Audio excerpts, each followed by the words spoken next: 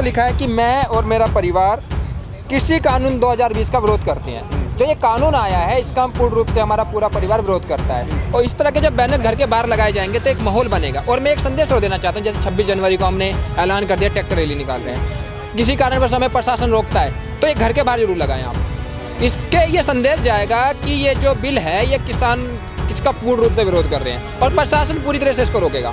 BJP का क्या है कि उनको अभी सत्ता का अहंकार हो गया है और सही जो किसानों ने ना, ये देश का अन्नदाता है, इसको आप शब्द नहीं कह सकते। ये आपके लिए बहुत बड़ी खामी है आपके अंदर। आप ऐसे बयान देते हैं, उल्टे सीधे बयान देते हैं। आप घर में जो खाना खाते हैं ना, वो अन्नदाता ही ऐसे सुबह उठ के बारिश में धूप में उठ के गेहूं काटता है, उसको फसल बनाता है, वो जो आप खाते हैं, आपको इनका सम्मान करना चाहिए। और आज हमारे 125 किसान हमारे भाई शहीद हो गए, उसका जिम्मेदार कौन है? सरकार है। सरकार की बेनतीजा बातचीत रही है वे है।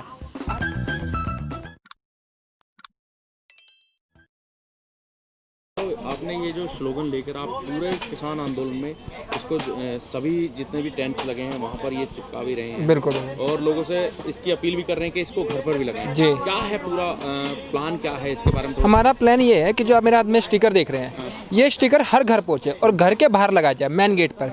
अभी सरकार ये सोच रही है कि जो बॉर्डर पे किसान बैठा है ऐसी धूप में बारिश में, कि वही विरोध कर रहा है, जबकि उसका पूरा परिवार विरोध कर रहा है। और अगली बार जब इलेक्शन में आते हैं तो ये मजबूर हो जाएंगे कि ये जो वोट है, इस घर के अंदर 10 वोट है और ये 10 का 10 वोट हमें नहीं मिलेगा। एग्जाम्पल के तौर पर आपको मैं बता दूं, एक मैडम थी, उन्होंने एक सोशल मीडिया पर बयान चलाया था कि जो ब्राह्मण है उनकी स्थिति सही नहीं है। तो उन्होंने क्या कि हम अपनी वोट की ताकत दिखाते हैं। तो घर के बाहर ये लगाइए कि जब तक वोट नहीं, जब तक इनका विकास नहीं, जब तक वोट नहीं।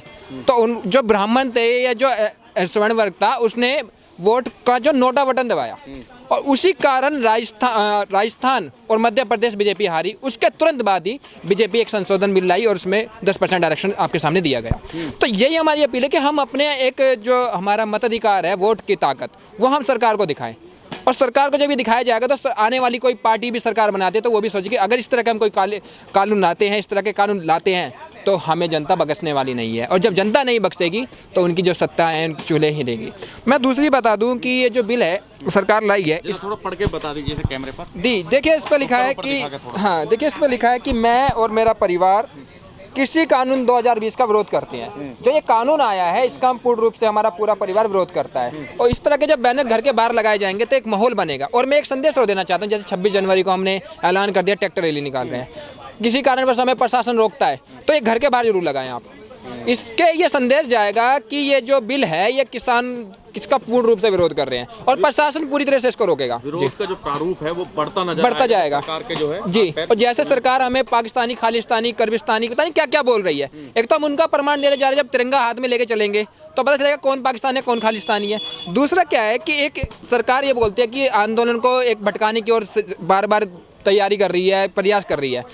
एक शांतिपूर्वक आंदोलन चलेगा, इसमें ना कोई दंगा होगा, ना कोई प्रसाद होगा, ना कोई लड़ाई होगी। एक घर से और अपने वोट की जो हम ताकत दिखाएंगे सरकार खुद हिल जाएगी, इसके चूल्हे हिल जाएंगी सरकार की सत्ता की।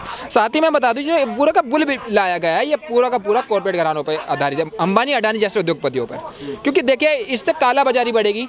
और ये आंदोलन जो किसान कर रहा है, ये किसान अपने लिए नहीं कर रहा, ये आम नागरिक के लिए भी कर रहा है। इससे महंगाई बढ़ेगी। आज जो आप आलू 10 रुपये किलो खा रहे हैं, आने वाले टाइम में अंबानी अडानी जैसे उद्योगपतियों के हाथ में स्टॉक होगा तो वो स्टॉक करेंगे, कालाबाजारी करेंगे तो आने वाले टाइम में 100-200 भी खाएंगे, क्योंकि वो तो स्टॉक कर लेंगे ना। अब वो जब ही निकालेंगे, आपने देखा होगा जब सुषमा स्वराज जी की सरकार थी दिल्ली में, उन्होंने प्याज का स्टॉक हो गया था तो इस कारण सरकार चली गई थी। चीनी का शरद पवार जो भी जो गई है एंड आपका कांग्रेस की सरकार जो गई है यूपीए, वो चीनी के कारण गई है। स्टॉक चीनी एकदम 40, 50, 60, 80 पहुंच रही थी। तो जब हम अपने एक वोट की शक्ति दिखाएंगे अपनी इनको नेताओं को, तो ये इनकी ये सोचने में विवश हो जाएंगे कि ये अगर हम इस तरह का कोई कानून लाते हैं तो जनता में बख्शेगी नहीं। जी। जब ब्लैक मार्केटिंग को बढ़ावा देने की कोशिश की गई है सरकार द्वारा तो वो सत्ता से बाहर हो गई है, बिल्कुल हुआ है। जी तो जी। बार क्या कहेंगे, बीजेपी के जो है वो भी उल्टी गिनती शुरू हो गई है। देखिए बीजेपी का क्या है कि उनको अभी सत्ता का अहंकार हो गया है और सही जो किसानों ने ना, ये देश का अन्नदाता है, इसको आप शब्द नहीं कह सकते। ये आपके लिए बहुत बड़ी खामी है आपके अंदर। आप ऐसे बयान देते हैं, उल्टे सीधे बयान देते हैं। आप घर में जो खाना खाते हैं ना, वो अन्नदाता ही ऐसे सुबह उठ के बारिश में धूप में उठ के गेहूं काटता है, उसको फसल बनाता है, वो जो आप खाते हैं, आपको इनका सम्मान करना चाहिए। और आज हमारे 125 किसान हमारे भाई शहीद हो गए, उसका जिम्मेदार कौन है? सरकार है। सरकार की बेनतीजा बातचीत रही है वे है। हर बार जाते हमारे जो किसान यूनियन के नेता हैं कि जी अगली बैठक दे देंगे, फिर अगली मीटिंग, आज भी देख लेना अगली तारीख देने वाले हैं। इनका मनसा लग नहीं रही है कि ये कोई रिजल्ट चाहते हैं, ये तो चाहते हैं कि टाला जाए। अभी बंगाल का इलेक्शन आ रहा है, बंगाल के इलेक्शन में इनको पता चलेगा कि किसान वहाँ पे भी है, और जब किसान वहाँ उनका विरोध करेगा पता चलेगा। बंगाल की आपने बात करी, बंगाल में तो आज प्रेस कॉन्फ्रेंस की गई है जो चुनाव आयोग के द्वारा जी। और वहाँ पर चुनाव आयोग के अधिकारियों ने ये कहा है कि यहाँ का माहौल जो है वो ठीक नहीं है और हम जो है शांतिपूर्ण माहौल में चुनाव कराना। देखिए, आपको भी पता है कि बीजेपी की जो नीति रहती है, विकास तो उनका बाद में मुद्दा आता है, पहले उनका धर्म में, संप्रदाय में, वर्ग में बांटने का आता है, हिंदू मुसलमान। और चाणक्य जी ने कहा है, चाणक्य नीति कहती है कि कोई भी राज्य जब धर्म में आपको बांटता है तो उस देश का सर्वनाश होगा, और वो सर्वनाश होता है। क्योंकि जब तक हम इसी में बटे रह जाएंगे तो हमारा विकास कहाँ होगा, हमारी सड़कें कहाँ बनेंगी, हमारे अस्पताल कहाँ बनेंगे, हमारे स्कूल कहाँ बनेंगे, कॉलेज कहाँ बनेंगे। और जब तक मैं अपने भारतवासियों से एक अपील और करना चाहता हूँ कि आप अपने मताधिकार का प्रयोग करिए। देखिए, सांसद, विधायक और निगम पार्षद क्या करता है? नाली बनवाएगा आपका। मोदी जी एक दिन झाड़ू लगा देंगे, क्या उससे नाली साफ वो कर देंगे? रोज नोर थोड़ी कर देंगे वो नाली साफ। सांसद का काम है सांसद की शक्ति को पहचाने। विधायक है, विधायक को आपका सड़कें बनवाएगा। एक दिन सड़कें बनवाने से थोड़ी हो जाएगा। सांसद का काम है कॉलेज लाना, यहाँ पर यूनिवर्सिटी लाना।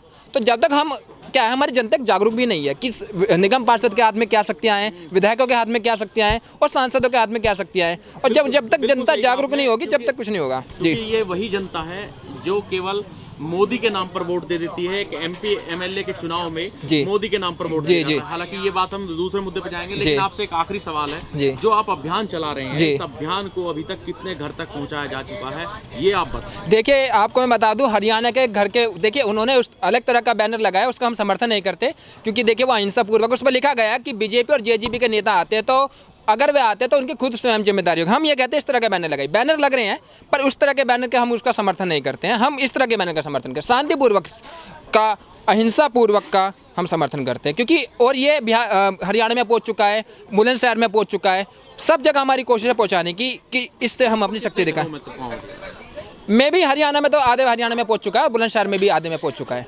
जी, बहुत बहुत धन्यवाद। इसका